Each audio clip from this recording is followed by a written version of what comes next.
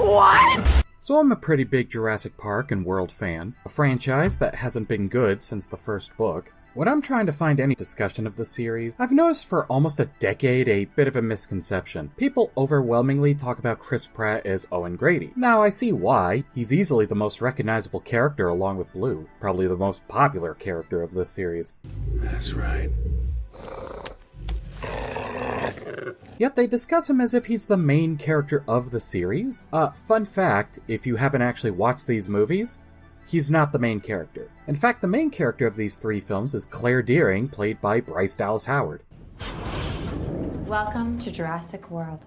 It's actually quite shocking, considering her character arc across the three films is one in search of her redemption, and is the character that goes through the most change. So that's what I'm going to discuss in this video, Claire's story arc and how it's the soul of the Jurassic World films. Now, I'm mainly going to be sticking to the movies themselves, but I should note that the book, The Evolution of Claire, does actually show a bit of Claire before she became the operations manager of Jurassic World, starting out bright-eyed and enthusiastic in 2005 about the dinosaurs. Sadly, the book ends on a bit of a cliffhanger that is never going to get resolved. It was all a lie! And there's some weird continuity issues. It definitely does provide a bit of backstory for the character and how she'd end up 10 years later. Claire in Jurassic World is someone who is completely engrossed in the system of the theme park and Masrani Corporation culture. In fact, the first time we see her, it's on the elevator getting ready for a walking pitch meeting with investors. She's timing everything, getting down names, fussing over her pristine white dress just from her first appearance, and the very intentional shot of the elevator opening with a close-up shot of her face sets up everything about Claire. She sees the dinosaurs as assets and people as numbers on a spreadsheet, not caring about the Pachycephalosaurus that are injuring themselves, shorting out their trackers. Security said the invisible fences were a no-fail. That is the second time this month.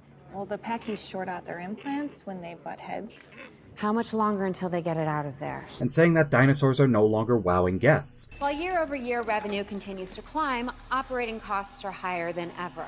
Our shareholders have been patient, but let's be honest, no one's impressed by a dinosaur anymore. Even though they clearly are. She's even walking through wowed guests in the middle of her presentation to the investors while saying they're not wowed. Which is one of my favorite bits of the film. She is so lost in the weeds that she cannot see the active scenes of people absolutely in love with the dinosaurs. Some focus group or whatever said the dinosaurs are waning in popularity, so she has to spin that to justify the creation of the Indominus Rex. She's so out of touch, she can't even see certain things going on under her nose, as we later see with the Indominus Erect.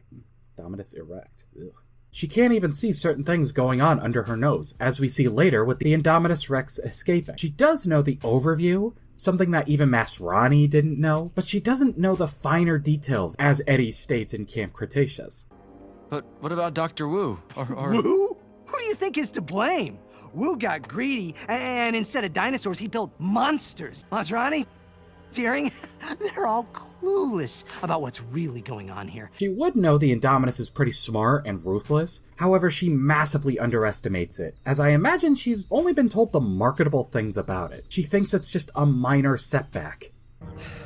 It must have been some kind of a technical malfunction. Were you not watching? She marked up that wall as a distraction. She wanted us to think she escaped. Hold on, we are talking about an animal here. A highly intelligent animal. I also love how she just continually refers to the Indominus as an it, while Owen calls the Indominus she, her. It serves to highlight the contrast in how these two see the animals. Owen has a deep respect, not just for the animals, but for the most dangerous ones on the island being the velociraptors, even despite them getting ready to jump him. Claire is sequestered away in her little castle until we get to the Apatosaurus dying in the field. This is actually the first time she sees firsthand what exactly the Indominus is doing. Now, she is shocked by seeing the ACU agents dying by the Indominus, but they were still just names on a screen, and she continues to argue for the park to remain open despite all of this.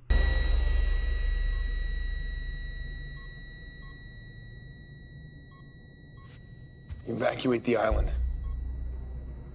We'd never reopen. Now, she's literally face to face with an animal dying in her arms, being eased into its final breath by both of them, and then seeing the field of death before them. This is the pivotal moment of the film, and the start of Claire's redemption arc. It's as if she remembered in this moment that these aren't just theme park attractions, but as actual living things, which then leads her to confronting Hoskins when he reveals his plan. Hoskins, you wanted this to happen, you son of a bitch. Not only because he wanted the Indominus to escape, but so that he could use that escape as a method to use these raptors as living weapons in this test. A plan, I might remind you,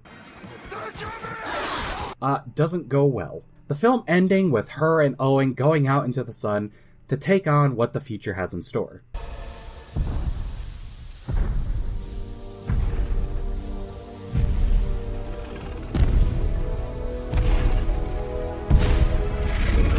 Now, I'm not saying her arc in this is fleshed out and nuanced, but the initial spark is there. Now, before we continue, it would be a good time to discuss how characters in the Jurassic series work. See, the movies are kind of weird in that they don't handle characters like they are handled in other movies. The series doesn't do flashbacks. The closest we ever get are events immediately prior to the main story or video recordings. It's not like you're going to see a young John Hammond and Benjamin Lockwood together, or Alan getting his degree. Characters also tend to exposit early on everything that they're all about, and we really never get deep discussions into their pasts. Now, take for example Alan Grant and his relationship to Ellie Sattler, for example. We learn everything we need to know about them early on in the dig site. Alan is a bit of a grump who isn't exactly a people person. He's far more interested in being with the dinosaurs and dig them out with his tools.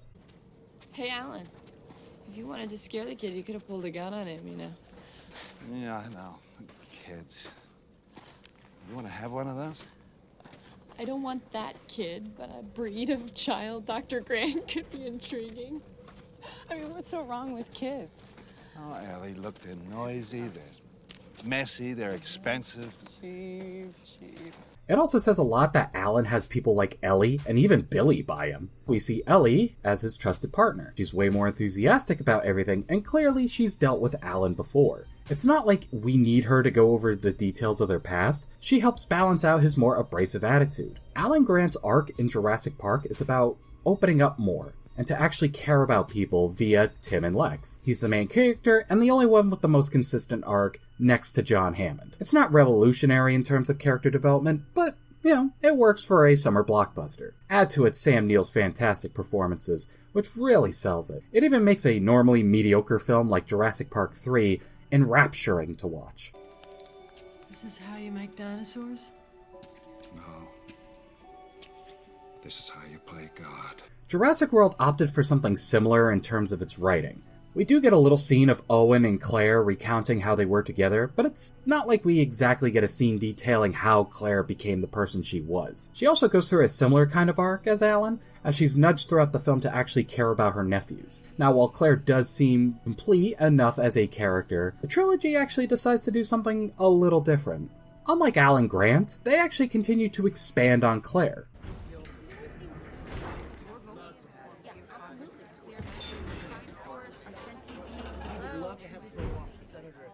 Now, I have my issues with Fallen Kingdom, yet I also find it to be the most fascinating, especially with how it handles the returning characters. This is practically Claire and Blue's movie, but obviously we're going to focus on Claire for now. 3 years after the Indominus Rex brought down Jurassic World, she's now working with the Dinosaur Protection Group. We even see a similar introduction with her in the elevator. Yet now she's very clearly in the trenches, getting coffee, making calls to senators to find some way of saving the dinosaurs who are going to die via volcanic eruption. However, it's all for naught, as it's been decreed by the US government that they will not do anything to prevent the extinction of the species. However, she does get a call from a former colleague in Eli Mills, working for Benjamin Lockwood, who partnered with John Hammond on the cloning technology. A theme of the film is redemption and regret, as we see Benjamin expressing regret at what he's done, but wanting to rectify it. There's even a whole island set aside for all these species that they can carry, where they'll all be able to live happily and free. Though I don't know how they'd get the Mosasaurus there, but, you know, hey, you do what you can do. So it turns out the whole operation was an animal smuggling scheme. Claire, in her mad dash for redemption, has led the dinosaurs to an equally worse fate. While Claire could have done her research, She clearly didn't have the time. The volcano is about to blow literally any second. No one's going to help. And even if this was the best case scenario and Mills was telling the truth, this was an illegal operation. I think this says a lot about Claire and how desperately she wants to get the right thing done, but has a problem seeing the bigger picture. She did, technically, oversee the Indominus Rex, but she clearly wasn't in the know about everything it could do, and it was more an operation by Henry Wu than it was her. However, her name is still attached to everything it did. So this is her chance to finally save dinosaurs' lives. However, she ends up dooming them to exploitation. She's even confronted by Mills, expressing that she basically did the same thing he did. I saved these animals. You betrayed a dying man for money. Claire, I admire your idealism, but we both exploited these animals. At least I have the integrity to admit it. I never, ever did You anything authorized the remotely creation illegal. of the Indominus Rex. You exploited a living thing in a cage for money. How is that different? However, another path of redemption has opened. Going from Jurassic World, where she barely even knew her own nephews, she tries to open herself up more to a very scared and tired Maisie Lockwood. However, Maisie gravitates towards Owen immediately. Put a pin in that for right now. All of this culminating in probably one of my favorite scenes of the series. The dinosaurs are being exposed to a toxic gas in their cages. While they open the cages in this small area to give them a bit more time, the pressure is mounting and there's one final choice to be made. One singular button that will open the giant door, letting the dinosaurs out, free, and saved, as Claire wanted. However, if she presses that button, she will be exposing the world to dinosaurs where the ramifications are immeasurable. Captured, killed, exploited, or with the potential to ruin ecosystems or create whole new problems. The entire film leading up to this point was about finding a way to save the dinosaurs, and now it's do or die. Claire, you press that button, there is no going back.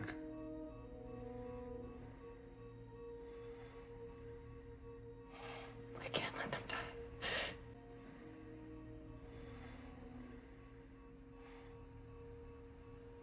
die. She has given up her redemption for the sake of the world. In a way, she sacrificed the most in this moment. She was cold and callous towards the dinosaurs in Jurassic World and failed them. Now, even with her compassion and drive, she failed them again. It's Maisie that's the one to let them out, denying Claire her redemption. Now Owen, Claire, and Maisie, as wanted people, are out on the run trying to find their way in the world, which then leads us to Jurassic World Dominion.